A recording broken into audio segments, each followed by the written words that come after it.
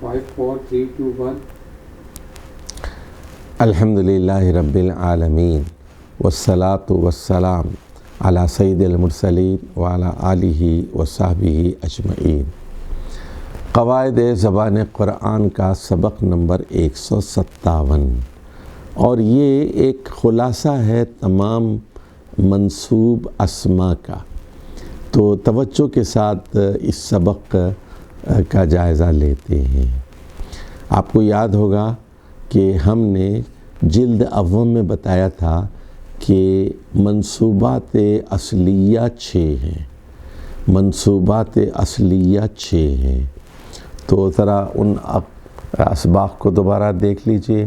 مفعول بہ سبق نمبر 39 میں بتایا گیا تھا، اور ظرف جسے مفعول فیہ بھی کہتے ہیں سبق نمبر 40 تھا، حال سبق نمبر 41 تھا، علت جسے مفعول لہو بھی کہتے ہیں یہ سبق نمبر 42 تھا، تمییز 43 نمبر سبق تھا، اور مفعول مطلق سبق نمبر 44 تھا۔ تو یہ 6 منصوبات اصلیہ تھے، مفعول بہ، ظرف، حال، علت، تمییز اور مفعول مطلق۔ اچھا، اب اس کے بعد دیگر منصوبات وہ تھے جن کو ہم نے مورابات مشکلہ کے تحت حصہ اول میں بیان کیا تھا۔ تو آپ ذرا ان اسباق کو دوبارہ دیکھ لیجئے۔ ان اور ان کی اخوات کا منصوب اسم، جیسے ان اور ان کے بعد ہمیشہ منصوب اسم آتا ہے، جیسے ان اللہ، یہ سبق نمبر 59 تھا۔ اور کانا کی خبر، جیسے کان اللہ علیمن خبیرہ، کانا کی منصوب خبر ہوتی ہے، سبق نمبر 60 میں ہم نے بتایا تھا۔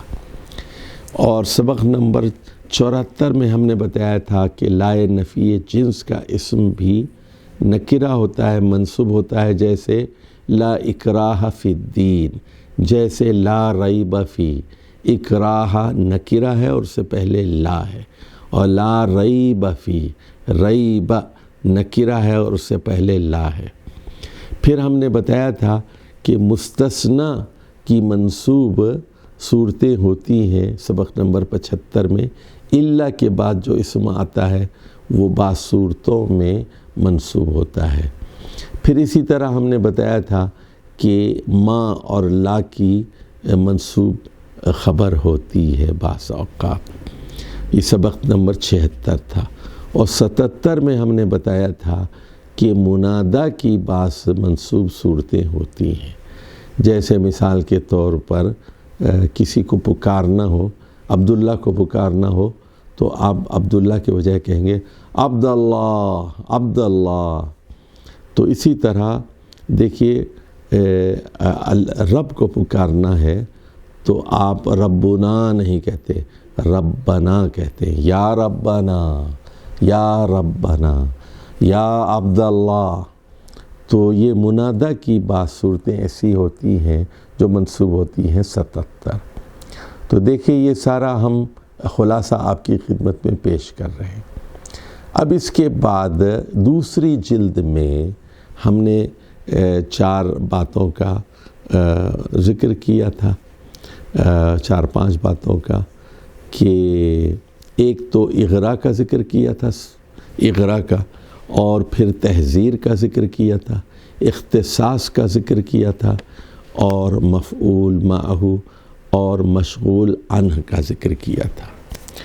تو اغراء کا ذکر سبق نمبر 152 میں، اور تحذیر کا سبق نمبر 153 میں، اور اس کے بعد اختصاص کا 154 میں، اور مفعول معہ کا 155 میں، اور مشغول عنہ کا 156 میں، یعنی پچھلا سبق جو تھا وہ۔ اب جو ہے ہم کچھ اور متفرق منصوبات کا ذکر کر رہے ہیں، اور یہ ہے سبق نمبر 157۔ اس مرحلے پر ہم اپنے طلباء سے یہ گزارش کرتے ہیں کہ یہ ساری چیزوں کی مثالیں آپ ایک کاغذ پر، بڑے کاغذ پر لکھ لیجئے اور نوٹ کر لیجئے ایک ایک مثال کے ساتھ، کہ مفعول بھی کیا ہے، حال کیا ہے، ظرف کیا ہے، علت کیا ہے، تمیز کیا ہے، مفعول بھی کیا ہے۔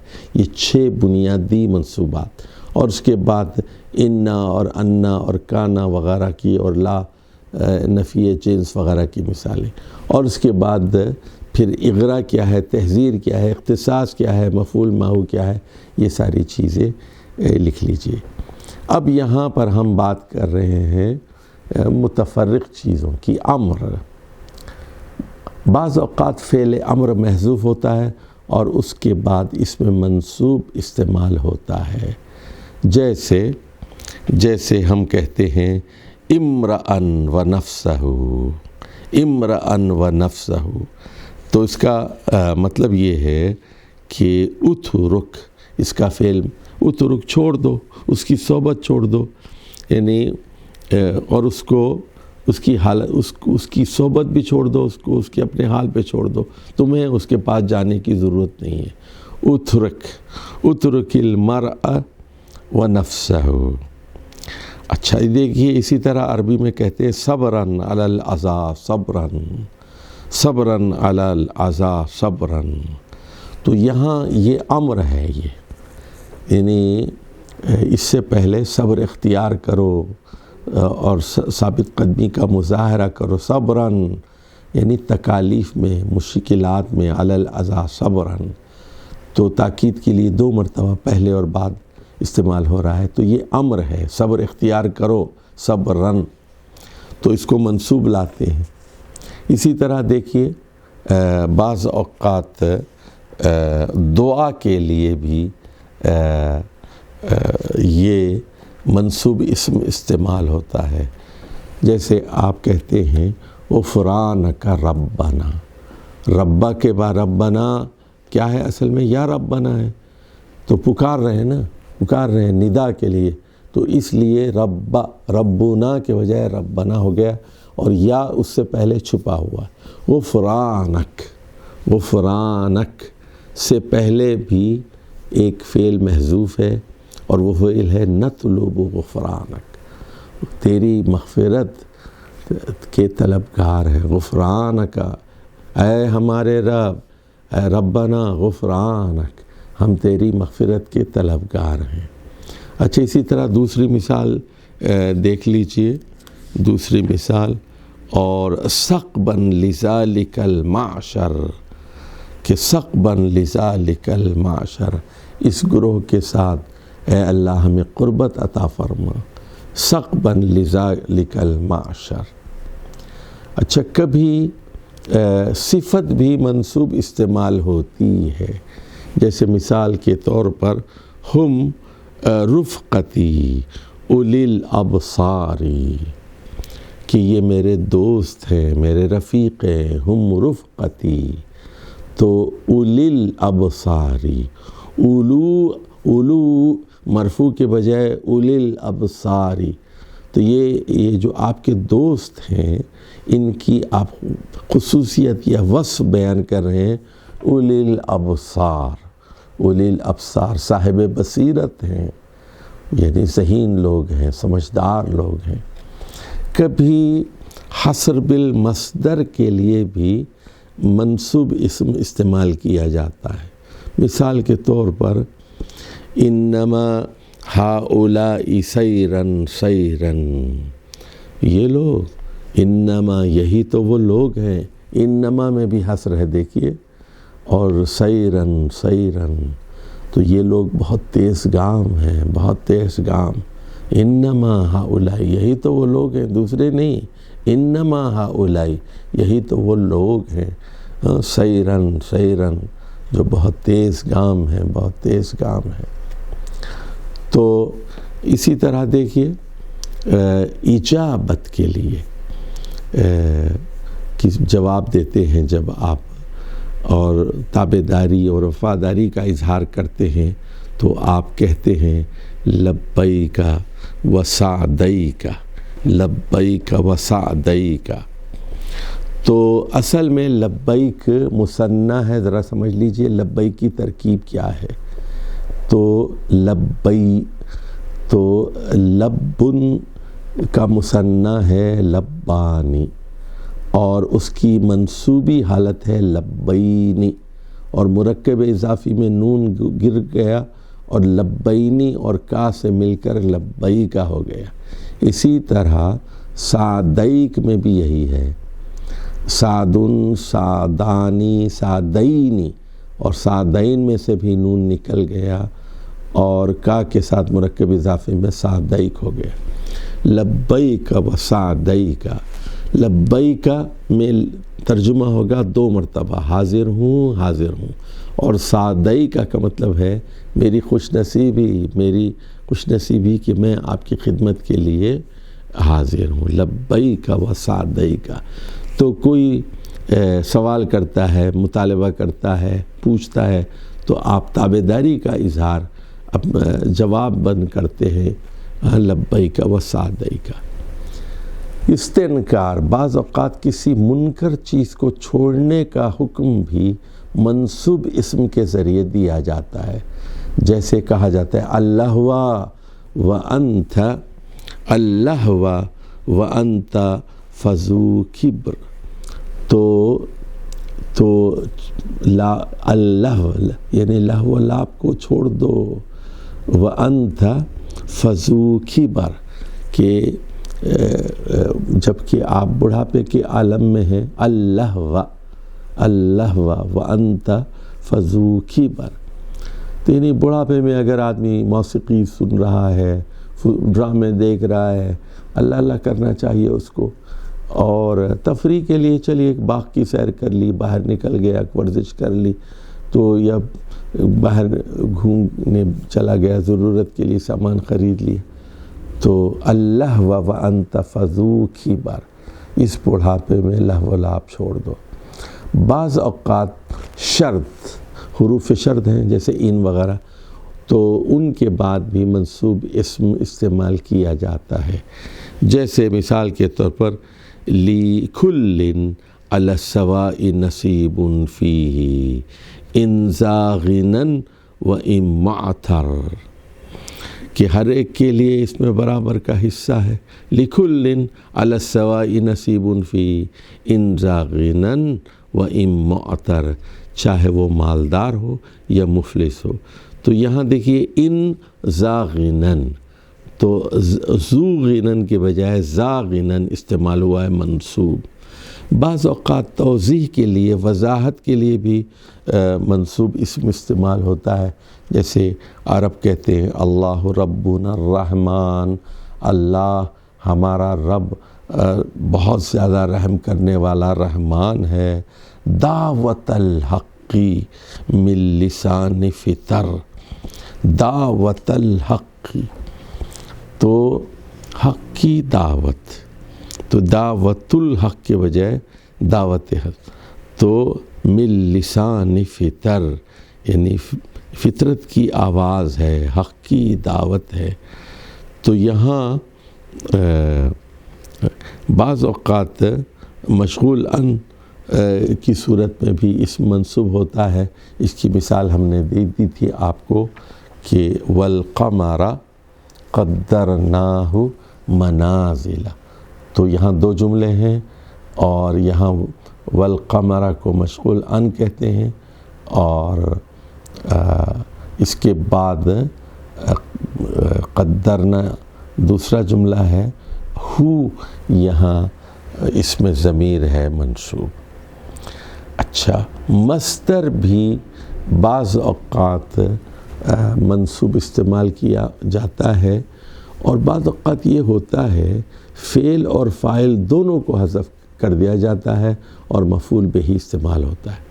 اب جیسے دیکھیے آپ قرآن مجید میں ہیں، یا ہم نماز میں سجدوں میں پڑھتے ہیں سبحان ربی الاعلی، یا رکوع میں کہتے ہیں سبحان ربی العظیم، سبحان، تو سبحان، تو اس کا سبحانہ کا مطلب یہ ہے کہ میں اللہ کی بے عیبی کا اعتراف کرتا ہوں، ربی اپنے رب کا، الاعلی جو سب سے بلند ہے، سب سے برتر ہے۔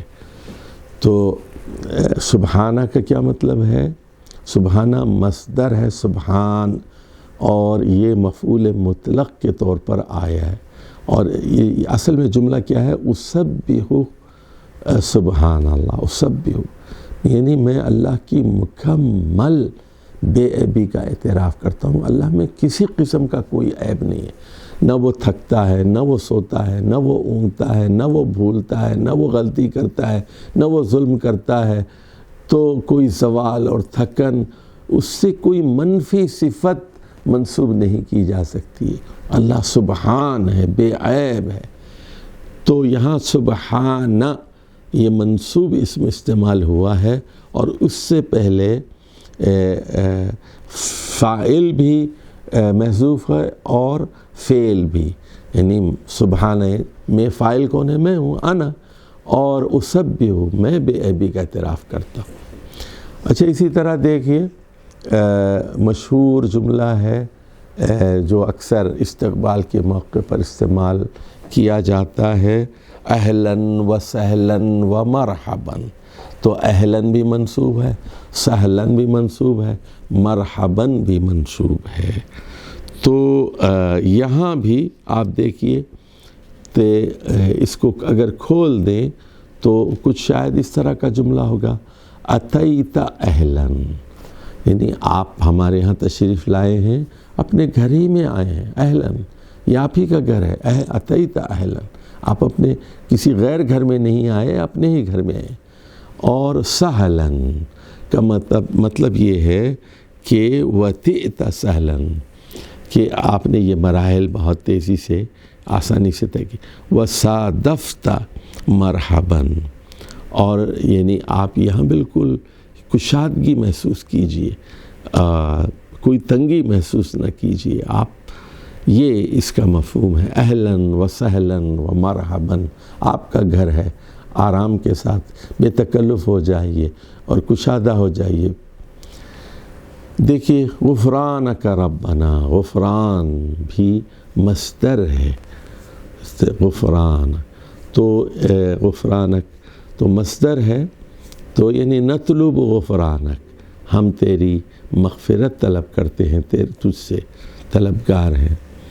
اور اسی طرح دیکھیے سورہ یاسین کے آخر میں ہے، فَسُبْحَانَ الَّذِي بِيَدِهِ مَلَكُوتُ كُلِّ شَيْءٍ، ملکوت کل شیء، ملک کے بجائے ملکوت، اس میں مبالغہ استعمال ہوا ہے، بیدہ، اس کے ہاتھ میں ہر چیز کی مکمل بادشاہت ہے، بیدہ، اس کے ہاتھ میں، ملکوت کل شیء، یعنی بلا استثناء ہر شے کی مکمل بادشاہت، مکمل اقتدار، مکمل حکمرانی اس ہستی کی ہے۔ فسبحان، بے عیب ہے وہ ہستی، اس ہستی کی بے عیبی کا میں اعتراف کرتا ہوں، ہر قسم کے عیب سے پاک ہستی ہے، سبحان الذی بیدہ ملکوت کل شیء، جس کے ہاتھ میں ہر چیز کا مکمل اقتدار ہے۔ چلیے جی، اب یہ منصوبات کو آپ ایک نظر میں یہاں دیکھ لیجئے۔ تو معربات اصلیہ کون سے ہیں؟ 6 ہے، مفعول بہ اور ظرف، حال، علت، تمییز اور مفعول مطلق۔ منصوبات مشکلہ کون ہیں؟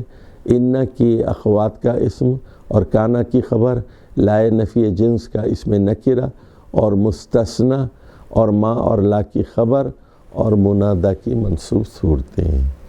اچھا، منصوبات مخصوصہ کون سے ہیں؟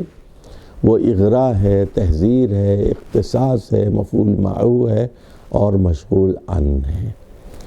تو اور اس کے بعد سماعی منصوبات کون سے ہیں؟ امر کے لیے، دعا کے لیے، صفت کے لیے، وصف کے لیے اور اجابت کے لیے، جیسے آپ لبیک و سعدیک کہتے ہیں، استنکار کے لیے، شرط کے لیے، توضیح کے لیے بھی سماعی منصوب اسما استعمال کیے جاتے ہیں۔ والسلام علیکم ورحمۃ اللہ وبرکاتہ۔